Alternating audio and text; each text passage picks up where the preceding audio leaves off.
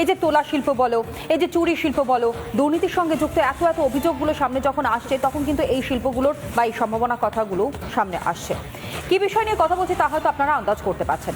Ration দুর্নীতির তদন্ত, আর এই রেশন দুর্নীতির তদন্ত যত এগোচ্ছে ততই একটার পর একটা যা তথ্য সামনে আসছে তা শুনলে চক্ষু চরক গাছ। এমনকি এক্ষেত্রেও কিন্তু একটা শিল্প সম্ভাবনার কথা সামনে আসছে। কিন্তু তার আগে একবার আপনাদেরকে দেখাই যে দুজনকে ইতিমধ্যে গ্রেফতার করা হয়েছে। একদিকে আনিসুরকে এবং তারই সঙ্গে সঙ্গে তার সহ যে আরো একজন অভিযুক্ত, তার সেই সম্পত্তির হিসেবটা একবার আপনাদের সামনে আমরা তুলে ধরে একটু গ্রাফিক্যালি দেখানোর চেষ্টা করি। দেখুন, সবার প্রথম যে ইনফরমেশন আপনাদের সামনে রাখছি, আনিসুর এবং আলিফের যে সম্পত্তি, দেগঙ্গা রাইস মিল ও বাড়ি, অর্থাৎ যাদেরকে আপনারা ওরফে হয়তো চেনেন বাদশাহ এবং মুকুল বলে। এবং একই সঙ্গে দেখাই দেগঙ্গায় 18 মিল ছিল এই দুজনে।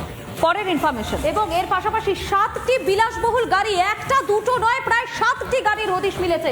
দীঘা এবং বারাসাতে হোটেল রয়েছে এই দুই অভিযুক্তর, এবং এর পাশাপাশি জেলায় জেলায় জমি তো রয়েছে দুজনের। এবং তনয়া আর কি কি তথ্য উঠে আসছে? দেখো, ব্যাংকে 10টিরও বেশি অ্যাকাউন্টের হদিশ পাওয়া গেছে। মানে এটা তো এখনো পর্যন্ত প্রাইমারিলি তদন্তে যা যা উঠে আসলো তা আপনাদের সামনে তুলে ধরলাম, কিন্তু এরপর আরো কি কি সামনে আসে সেটাও কিন্তু সব থেকে বড় বিষয় হয়ে দাঁড়াচ্ছে। আর এই নিয়ে আমরা একটু আলোচনাতে এগিয়ে নিয়ে যাই, তার কারণ কিছুক্ষণ আগে আপনাদের সামনে সেই ব্রেকিংটা আমরা রেখেছিলাম যেখানে জ্যোতিপ্রিয় মল্লিকের নাম উঠে আসে। কারণ এই যে কোডানকো জ্যোতিপ্রিয় মল্লিকের কথা বলছি, এই ভদ্রলোকের নাম যখন সামনে আসে, যখন রেশন দুর্নীতির কাণ্ডটা সামনে আসে, তখন একটার পর একটা নাম সামনে আসে।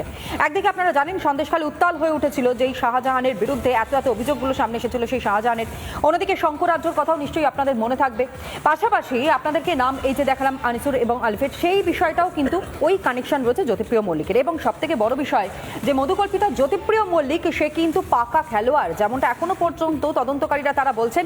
একেবারে এসএসকেএম হাসপাতালে সেখানে বেডে শুয়ে পর্যন্ত 10 লক্ষ টাকা প্রতি মাসে মাসোহারা তুলতেন জ্যোতিপ্রিয় মল্লিক।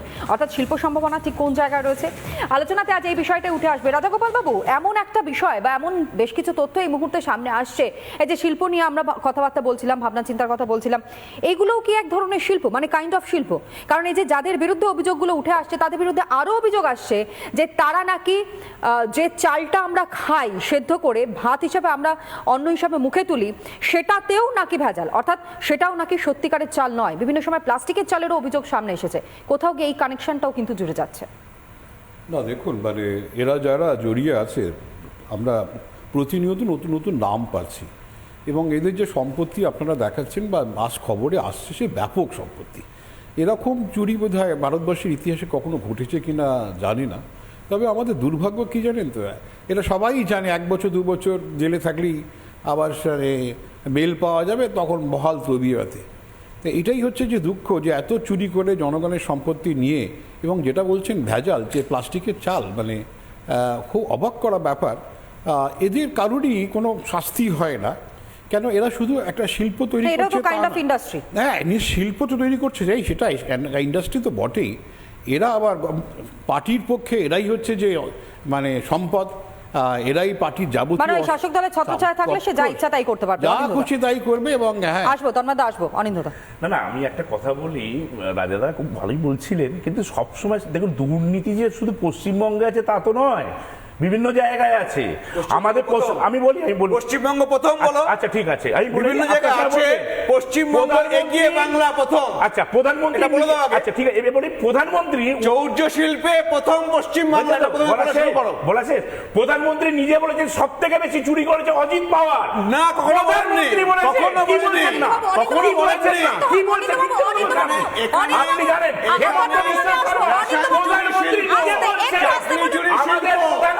কেউ শুনতে পাচ্ছে না, কেউ শুনতে পাচ্ছে না। একটা কথা শুনুন, একটা প্রশ্নের উত্তর দিন। 7টি বিলাসবহুল গাড়ি, প্রাসাদোপম বাড়ি, একজন মানুষ কি করে তৈরি করতে পারে বলুন তো? তার সঙ্গে তো তৃণমূলের কোনো সম্পর্ক নেই। যিনি মল্লিকের নাম যে আপনি বললেন, যে মুহূর্তে জ্যোতিপ্রিয় মল্লিকের সম্পর্কে জানা গেছে একমাত্র দল তৃণমূল কংগ্রেস তাকে সাসপেন্ড করেছে। একবার দেখান তো বিজেপি এতগুলো নাম বলছে, হেমন্ত বিশ্ব শর্মা, নিশীথ প্রামাণিক, প্রধানমন্ত্রী জি বলছেন শুভেন্দু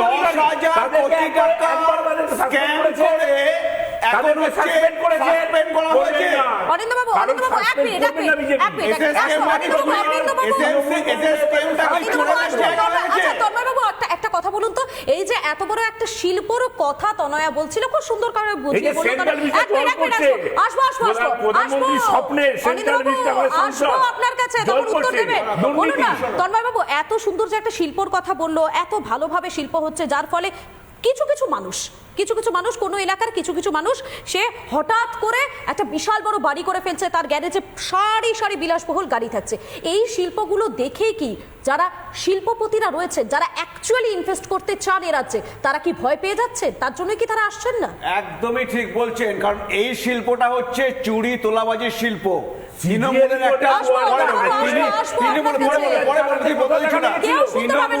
একটা মানুষ হচ্ছে চুরি তোলাবাজি করে সংসার জীবনযাপন করে। আজকে আজকে যেটা তনয়া বললেন, চায়না থেকে এই শিল্পপতি আনিসুর নকল চাল বানাবে বলে মেশিন নিয়ে আসছে, বিশাল বড় শিল্প। আর হচ্ছে দুবাইতে আর বিভিন্ন দেশে তাদের সম্পত্তি ছড়িয়ে রয়েছে। তারা হচ্ছে চিকিৎসক তনয় বাবু, আসবো অরিন্দদা, অরিন্দদা আসবো। আজকে কোর্টে জানিয়েছে, অরিন্দ শোনো না, আজকে কোর্টে জানিয়েছে ইনি যে 100 কেজি চাল রেশন যদি এসছে এই রাজ্যে, 30 কেজি খোলা বাজারে বিক্রি করে দেওয়া হয়েছে। আর ধানের ক্ষেত্রে দেখুন, কৃষকদের কাছে জোর করে ধান কিনেছে।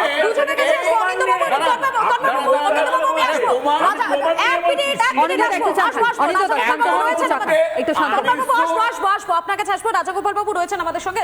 রাজাগোপাল বাবু, এই যে এত বড় একটা শিল্প, একটা দুর্নীতি শিল্প বলা যেতে পারে, সেই শিল্পটা রয়েছে, অপরদিকে রাজ্যের মুখ্যমন্ত্রী তিনি একেবারে সবার সামনে দাঁড়িয়ে এতগুলো শিল্প সম্ভাবনার কথা বলছেন। চপ শিল্প, ঝালমুড়ি শিল্প, কাশফুল দিয়ে বালিশ বানানো শিল্প, এত কথা বলছেন। একেবারে বলতে দিন না, একটু বলতে দিন। রাজাগোপাল বাবু, আপনার কি মনে হয় এতগুলো শিল্পর কথা যখন বলছেন এবং এ রাজ্যে যখন এই শিল্পটা চলছে, তাহলে আগামী প্রজন্ম কোন দিকে যেতে চলেছে? আগামী প্রজন্মের ভবিষ্যৎটা ঠিক কি হতে চলেছে? আমি একটু লাইটার এখানে একটা কথা বলি। দুর্নীতির যা পরিমাণ পশ্চিমবঙ্গে, এখন যদি মুখ্যমন্ত্রী চিঠি লেখেন সেন্ট্রাল স্ট্যাটিস্টিক্যাল অর্গানাইজেশনকে যে দুর্নীতিটাও part of national state GDP যদি তাতে যদি রেখে দেওয়া যায়, পশ্চিমবঙ্গে হয়তো অনেক বড় দেশের থেকে বড় হয়ে যাবে। বিরাট দুর্নীতি রয়েছে। এখন প্রশ্নটা হচ্ছে যে দুর্নীতিতে খেয়াল রাখতে হবে।